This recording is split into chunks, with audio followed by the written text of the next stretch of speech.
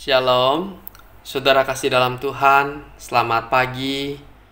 Kita bersyukur hari ini diberikan hari yang baru untuk boleh kita nikmati kembali bersama dengan Tuhan. Bertemu kembali dengan saya dalam channel Sate Kristen. Mari, sebelum kita merenungkan firman Tuhan, kita berdoa terlebih dahulu. Bapa di sorga, kami sungguh bersyukur untuk kasih pimpinan penyertaan-Mu sepanjang malam, dan Engkau telah bangunkan kami dengan kekuatan yang baru, dengan hari yang baru, dan kasih Tuhan yang baru untuk boleh kami nikmati kembali. Tuhan, berbicara kembali lewat kebenaran firman-Mu pada hari ini. Dalam nama Tuhan Yesus, kami berdoa dan kami mengucap syukur. Amin. Saudara, perenungan kita didasari dari Bilangan 14 ayat 6 sampai 8. Tetapi Yosua bin Nun dan Kaleb bin Yefun, yang termasuk orang-orang yang telah mengintai negeri itu, mengoyakkan pakaiannya dan berkata kepada segenap umat Israel, "Negeri yang kami lalui untuk diintai itu adalah luar biasa baiknya. Jika Tuhan berkenan kepada kita, maka Ia akan membawa kita masuk ke negeri itu dan memberikannya kepada kita, suatu negeri yang berlimpah-limpah susu dan madunya."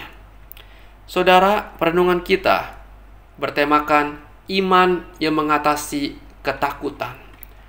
Saudara, konteks pada Bilangan 13 dan 14 ialah menceritakan satu kisah yang tragis dan ironi bagi bangsa Israel. Kenapa dikatakan ironi?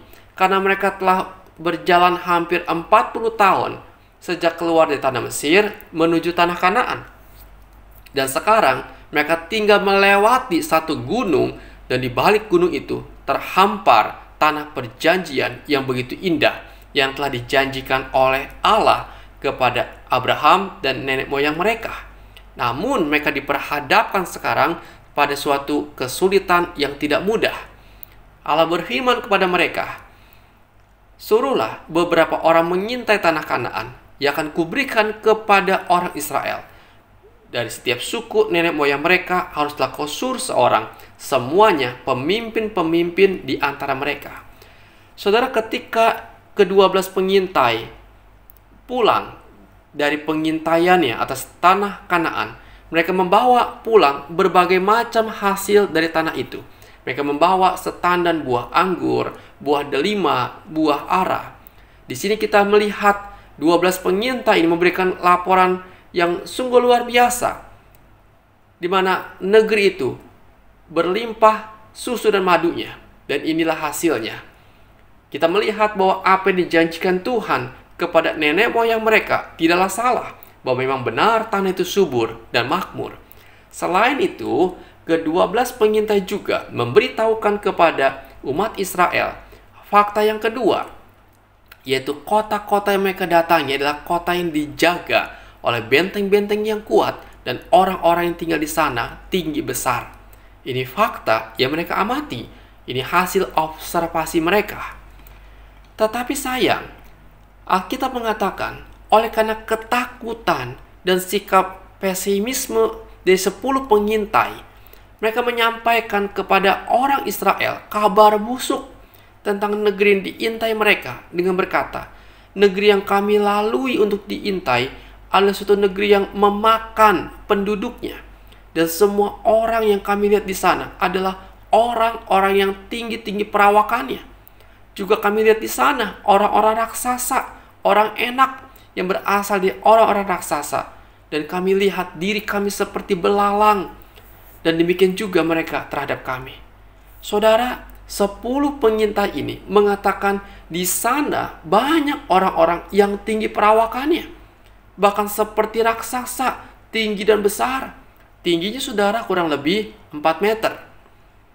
Dan melihat tinggi dan besarnya orang-orang di tanah Kanaan ini, maka 10 pengintai ini menyimpulkan diri mereka begitu kecil dan siap disantap oleh mereka.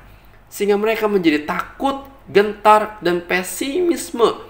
Dan berkata, "Kita tidak dapat maju menyerang bangsa itu karena mereka lebih kuat daripada kita."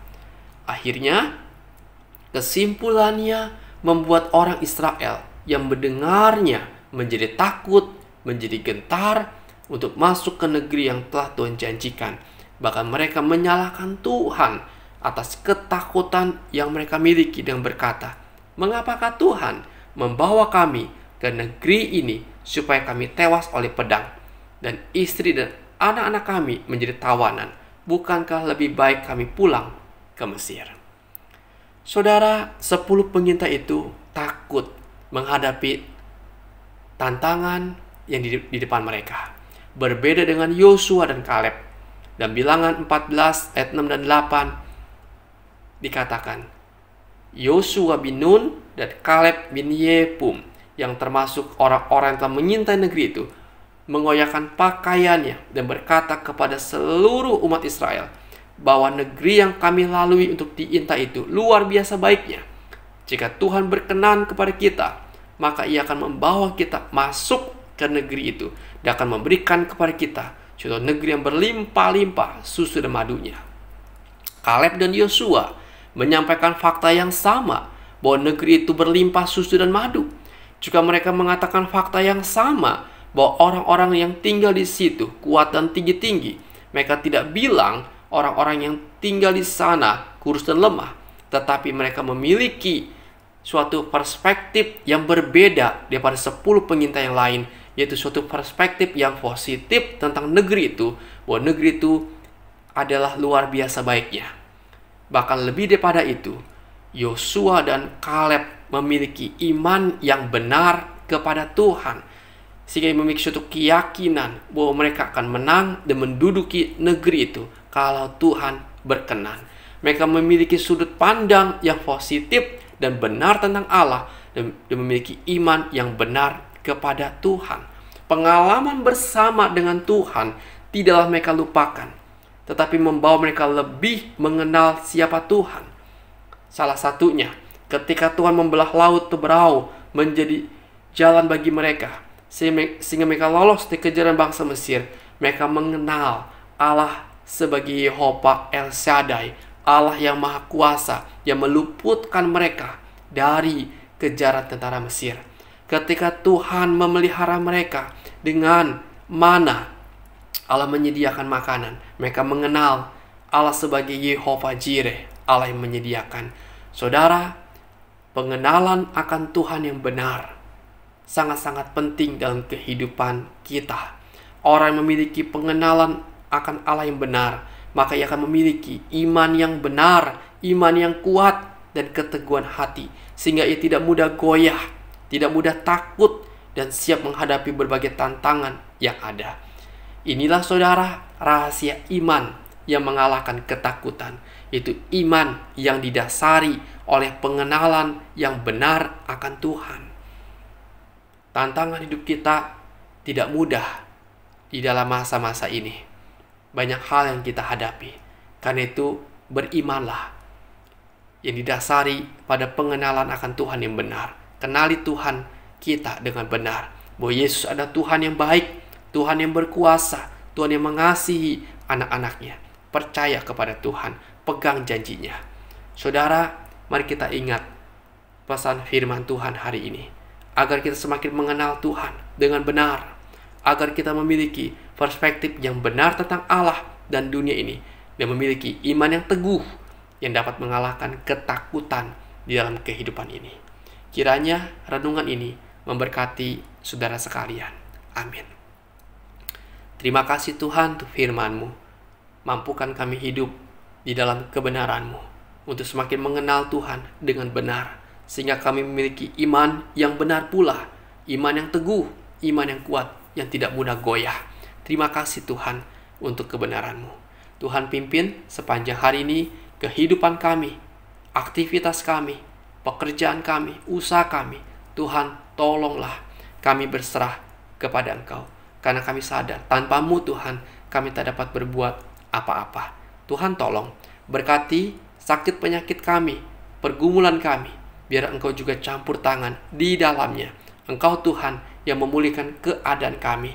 Engkau Tuhan yang menyembuhkan sakit penyakit kami. Engkau Tuhan yang membuka jalan untuk usaha dan pekerjaan kami. Engkau juga Tuhan yang memulihkan hubungan keluarga kami. Tuhan, hadirlah di dalam kehidupan kami. Muliakanlah nama-Mu ya Bapa. Terima kasih Tuhan, sungguh kami bersyukur hanya kepada Engkau. Ini doa kami Bapa, di dalam nama Tuhan Yesus, Tuhan dan Juru Selamat kami yang hidup, kami berdoa dan kami mengucap syukur. Amin. Selamat pagi saudara, selamat beraktivitas, dan Tuhan Yesus memberkati saudara sekalian.